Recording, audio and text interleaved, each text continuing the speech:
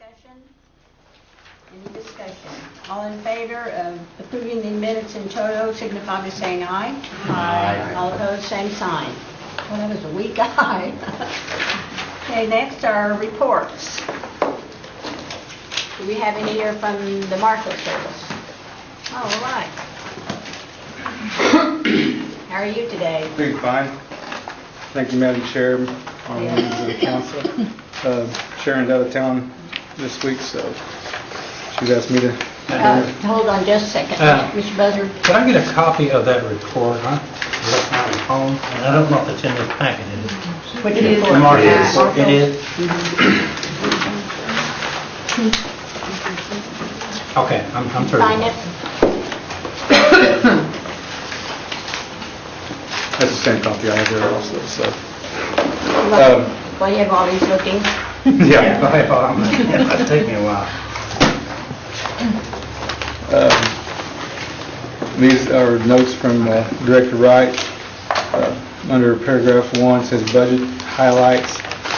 It states budget spending is within budgetary limits. Under B, request for assisting other agencies.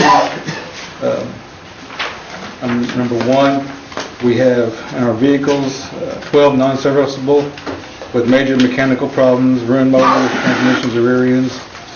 The ones in service, we have 5 over 200,000 miles, 11 over 165,000 miles, 4 over 130,000 miles, and 7 over 70,000 miles, and 4 new vehicles that we required for community use. 2 of those are DARE vehicles.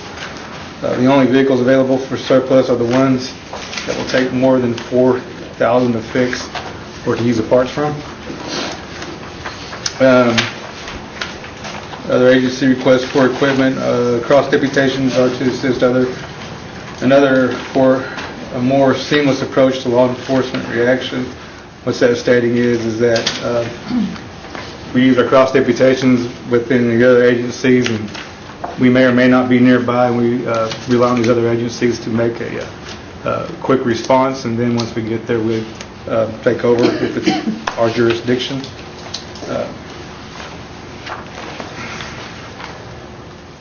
Any funds in the contract line item for law enforcement are to pay for incarceration of tribally charged individuals.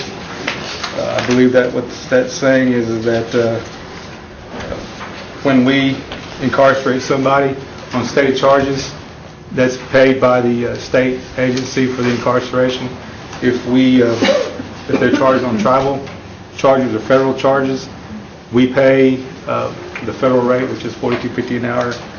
$42.50 a day, and we get, once the federal charges are filed, then the feds take over the payment of that. We struggle with keeping our essential equipment at serviceable limits: cars, vests, and weapons. At this time, I'm trying to replace 3 firearms that have critical failures where the slides have broken, rendering the firearms useless. We've had trying to improve our other rifles because we have several of those go down also during training, and we're really fortunate that they didn't go down when the officers needed them. Our vests, we have, of course, the vests, our duty vests are still current. Our entry vests are expired, have been expired. Try to work with as much. We try to work with agencies as much as possible on any item we can afford to assist with, as well as requesting assistance with items to improve our efforts. I'm assuming that's talking about assisting other agencies, such as the search they had last night. We had, I believe, 7 officers there. The individual wasn't caught, but we rely on other agencies to assist us, like the 27th District Drug Task Force and so on. The industry standard for government to budget for law enforcement is 15 to 20% of overall governmental budgets, and those of us who are funded at a lower level work together to share resources any practical way possible.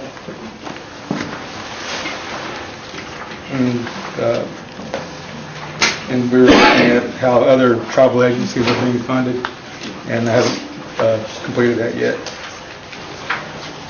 We have, under the paragraph 2, program highlights, we have a balanced scorecard. The case highlights, Delaware County, we have 2 aggravated sexual abuse filed in the U.S. Northern District. Under number 2, Cherokee County, we have 1 sexual abuse filed in Eastern District. Sequoia County, 1 strong arm robbery and 1 armed robbery. The strong arm robbery is going to be presented to the grand jury and hopefully get an indictment in March. The armed robbery, we're still under investigation on that, and we followed all the leads, and we're trying to get more information on that, but right now that's not being filed. Adair County, the first degree rape, which is filed in the U.S. Eastern District. From community highlights, as I said, there, Marshall Eubanks attended clarification of his teaching in 3 schools. He's completed that training, and we have 2 vehicles for those individuals once they're equipped, which is item number 2. 2 of the new cars purchased last year are to be utilized as DARE vehicles. Frankie Dreadful Water will be utilizing the other, and if you've seen him, he's actually created the design on those. He's done that himself, so yeah, he's done a good job on that.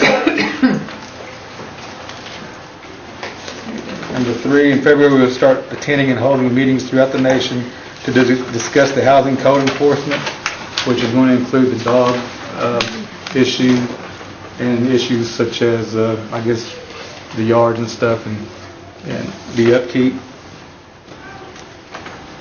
And I believe Sharon's been meeting with going to community meetings on that. Partnership highlights, we're working to improve the referral process for the Mays County project. As of, I believe, last week or a couple weeks ago, I learned that Health is going to be revamping that to include, I believe, 22 counties, including the Creek Nation and the Osage Nation, and the referral process that way. And it's going to change a little bit, so we're going to probably restructure the way we're doing that, because they're not wanting just referrals from the Mays County area any longer. They're wanting referrals throughout the Cherokee Nation area. The Ramona City Attorney has reviewed the cross-deputation packet, and the police chief and mayor are going to sign. We will contact involved parties for a news release when the documents are signed. We are also having discussions with Ottawa County and Claremore PD, and I believe Lieutenant Fitzgibbon, who does that, has also spoken with Washington County. And the Muldrow Police Department has signed a cross-deputation agreement, and that will be in effect soon. Any questions? Yes, Jory? On the housing code enforcement, is this something that's been prepared by Diane Hannon's office? I believe we're working in conjunction with it, and we're looking at how we can do that. Like, say, for instance, if the person owns a home as opposed to a mutual help home, and how we're going to have to devise a way to figure out how each residence would fit into that, whether it can even be applied to. Can you provide us a copy of that? I don't have a copy of it, but I'm sure that when it is completed, we can. Okay. I really would like to see a copy of that, and I assume if it's going to be part of our code, it's going to come through here anyway, but Right. I would like to see a copy of it, a draft of it, or something, whatever she's working on. I think Okay. it'd behoove us to maybe have a little input on it. And of course, he was talking about the dog problem, which is prevalent throughout Right. the 14 counties. And that's one of the things we're trying to solve, but there's also some other things, possibly even some health issues that we could address. And Health issues, drug issues, stuff like that. Can you get that to Gail for distribution? If it's in existence, and I'm not sure, Nathan, is that in existence? I'll check on it. It's not Okay. something I'm working on, but I'll check on it. Okay. Okay. Or Shelley, I'm sorry. Madam Chair. Oh, I'm sorry, Mr. Dozier. And she asked the questions that I was going to, part of the questions I was going to ask, but there are some codes already in effect that was passed by the Housing Authority way back 30, 35 years ago. I looked at those, and I think actually David Sullivan produced those. What it is, it covers a lot of those houses that are in cluster sites. I didn't see anything on an individual inmate's home, but there are some on cluster sites. Those are subdivision requirements, but they're only good for just that little area. Exactly. I think maybe what he's talking about is something for housing codes for even maybe all of restricted property or trust property, some of the areas that you're wanting to go into. I think y'all are developing Yeah, a that's why I'm housing reading. code, Right.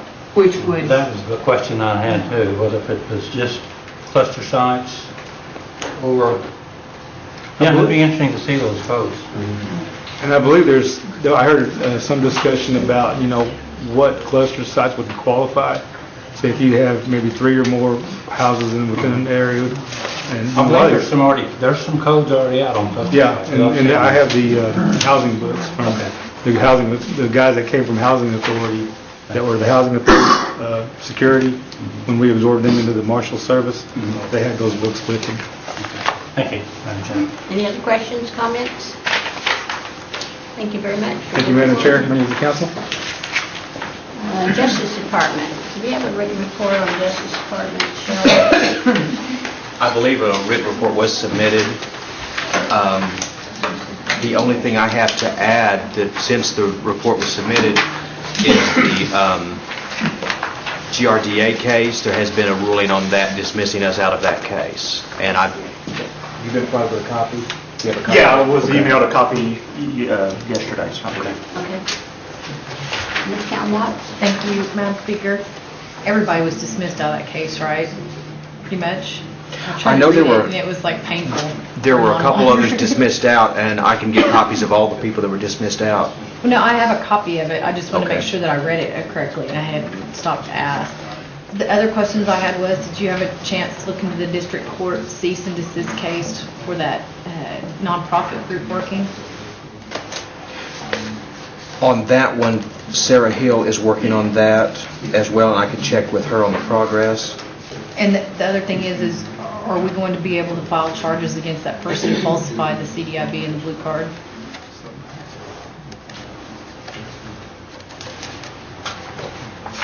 On any case, until any charges are filed, we don't comment on progress or any of while the investigation is going. It's just normally if and when a case is filed in the court. Any other questions? My copy. Thank you. Yep, you have them. Ms. Fishing Hawk? Karen, I'm sorry, were you finished? Yes, thank you, Madam Ms. Fishing Speaker. Hawk? Could you give me a copy of the response to the Cleveland County ICI case? It was filed. Cleveland County ICI, the response. And how's the one in Oklahoma City going? The one that they filed against us in Oklahoma City? I'm not working on that one, but I can find out the status. Okay. Would you find out for both of them and let me know? Yes, ma'am. And one more question, I don't know if you'll know it or not. Did we take an inventory back in October when ICI stepped out? Did we take an inventory of the equipment? Because I've heard there's a lot of equipment down there missing. I can check on that. Okay, please. Okay. Any other questions? Any other questions? Thank you, Ms. Gordon. Thank you. Election Commission, there is a report in your packet here. Moving on down to Tax Commission, Ms. Swepton.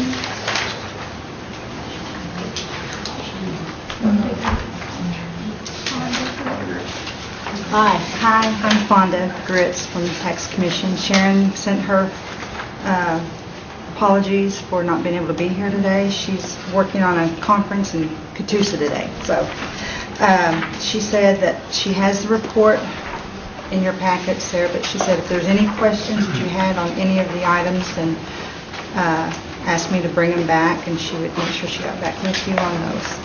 Anyone have any questions? Yes, Ms. Fishing Hawk and then Mr. Buzzard. I would like a copy to me and I guess to all the counselors that shows the breakdown. She got it for me once and I've misplaced it. Of the tobacco sales, how much it dropped once they took the higher hit, like in Catoosa, the outside sales in Catoosa growing here in Tahlequah. I want to break down and show percentage-wise. They got it for me here a while back on this place. that Okay, has the tobacco sales for the percentage? Yeah, percentage-wise, at each one, Outpost 1, Outpost 2, and all the different ones that took the new rate, how much sales, the retail sales dropped, and how it affected our revenue coming in from the sales dropping per carton, please. Okay. Thank you. Mr. Buzzard? Yeah, Fonda, I had a question on future plans and new initiatives. You talked about the offices will be closed on March the 12th. When you say closed, nobody's working there at those tag offices, is that what you're saying? Right. What we're going to do is, we're going to do quarterly trainings, and because our employees are, it's different than a lot of the other departments. They're not able to leave, from the tagged areas to go do their core. So what are we doing with the people that drive from Tulsa to Adair or drive to Tahlequah to get tagged? They come and you're closed? Is that? Well, we've put it in the newsletter, I believe, in the Phoenix, and then, of course, we've had signs posted for, a while, but, Well, to me, it's most or a lot of the people don't read the newspaper, don't get those newsletters. And I just hate to see someone drive from Grove to Tahlequah and the office is closed.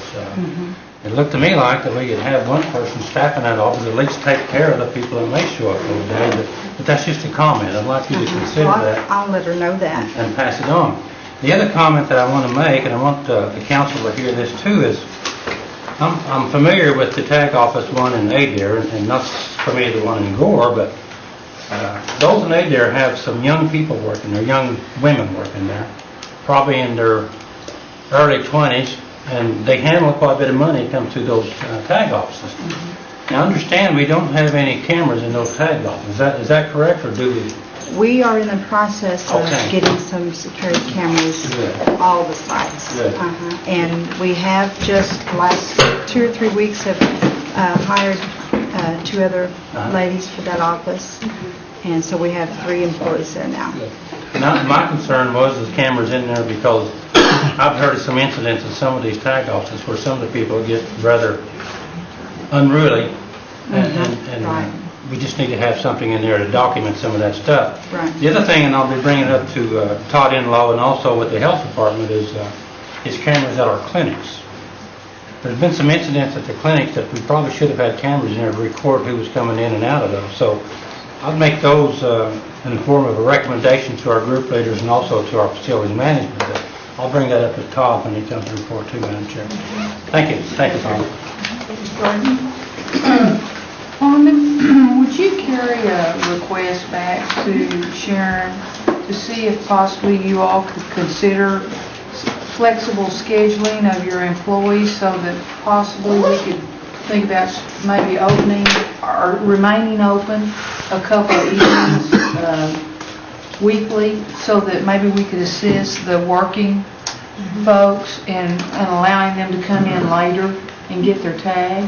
And by flexible scheduling, what I mean is that some of your people could come in at 10:30 and stay till 7:30, take a late lunch, and then stay till 7:30. And nobody would be working more hours, but they would be working different hours. And I think, I was wondering if maybe she could check with the employees to see if there would be enough volunteers that we could keep the offices open maybe 2 evenings a week. Okay. All right. And I don't think it would cost you any more money, but I sure think it might help the working people. A lot of people can come out during the day and maybe spend an hour or 2, but some people that have called me have said, I will lose my job if I have to take off to go get my tag. And I just hate to think that we're so stringent with our hours that someone might actually lose a job trying to get a tag to use their car to go to work. If that was something that we could consider. And I guess I would put that in the form of a recommendation that we think about that. Not causing any more strain on your budget. Right. But maybe by instituting some flex hours, we could stagger the times that people work so that we could have more coverage and allow some of the working people to come in a little later in the day. All right, I'll take that back to her. I appreciate it. Any other questions, comments? Thanks for the grades. Okay, thanks. Self-governance, Ms. Hanby. There is a report in your book. Is there anyone here from self-governance? If you have any questions, maybe Melanie can answer if we do have. Yes, I've got a question. It says reached agreement on several outstanding issues as far as self-determination. You know, what were those issues that we're in agreement with now? Did it say whether that was in regard to DOI or Indian Health Service? ISDEA. Okay. Well, most recently, we've been negotiating with Department of Interior on the renewed funding agreement. And the issues have been security clearances.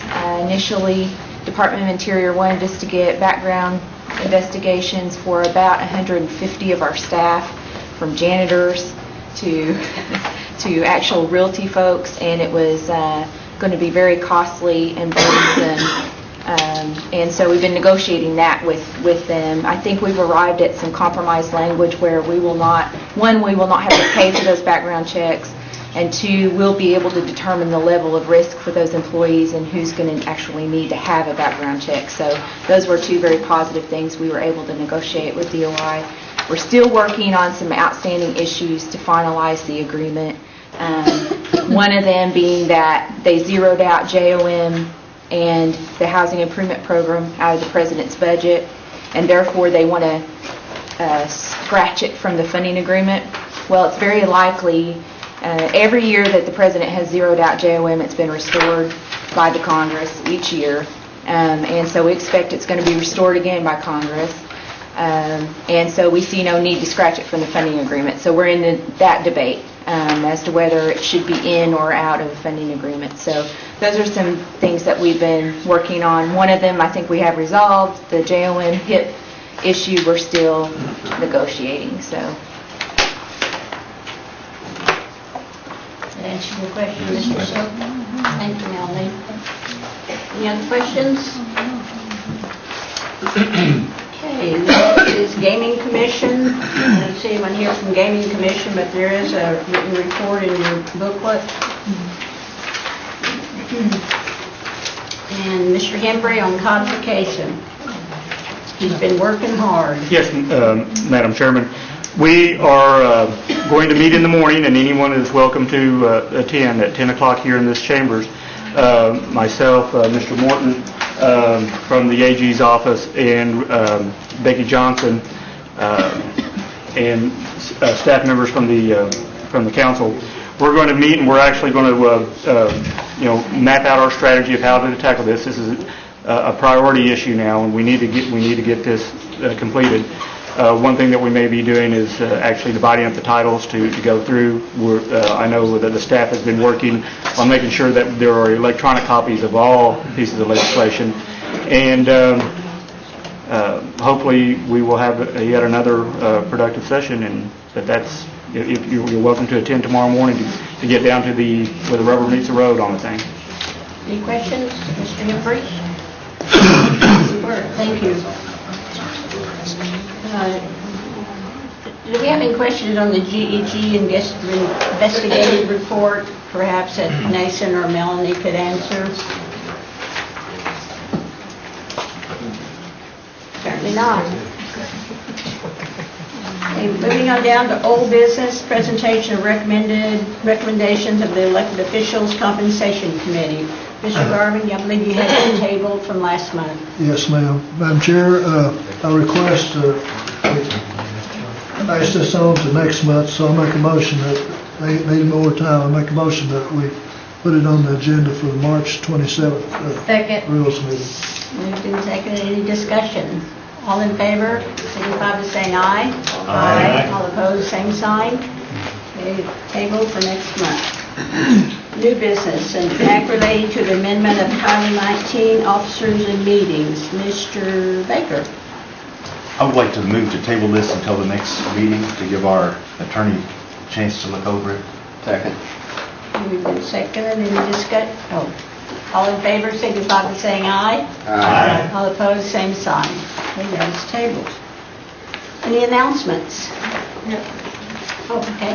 What did we ever, I'm a little bit confused still, what did we ever decide about the most favored nation, about the, back and forth?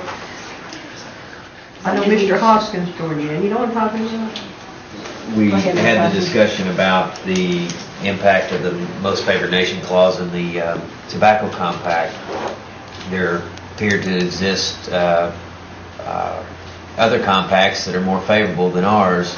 My question was, and I don't know, we probably need some more time to look at it, was those compacts were in existence at the time we entered into the compact. So I sort of struggled with, could we invoke the most favored nation provision to say that those compacts that were already in existence should somehow benefit us? I think it's only prospective, not retrospective. So, but I don't think we've looked at it completely, and I guess maybe we could Probably visit with something Mr. Hembry offline, and then next month we can talk Put it about it as some an more. agenda item. Sure, exactly. Mr. Baker? Yes, I'd just like to say that it's good to see Jody here. I thought she was going to die. I think she did too. But Ms. Wimp? she obviously made it. And we're glad you're back, Jody. Thank you. Any other announcements? Entertain a motion to adjourn. So moved. All in favor, aye? Aye. All opposed, same sign. Record. Done good.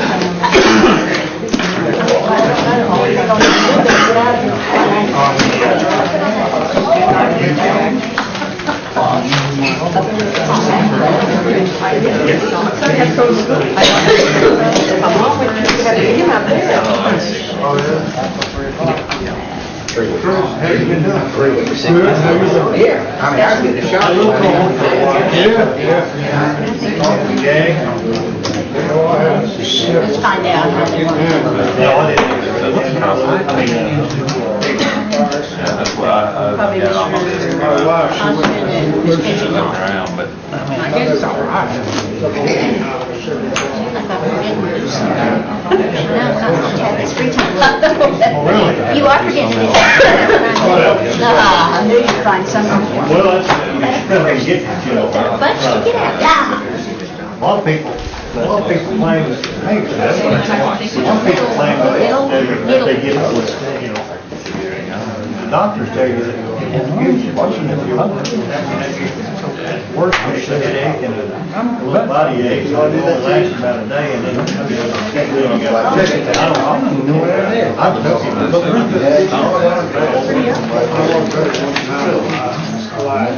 it.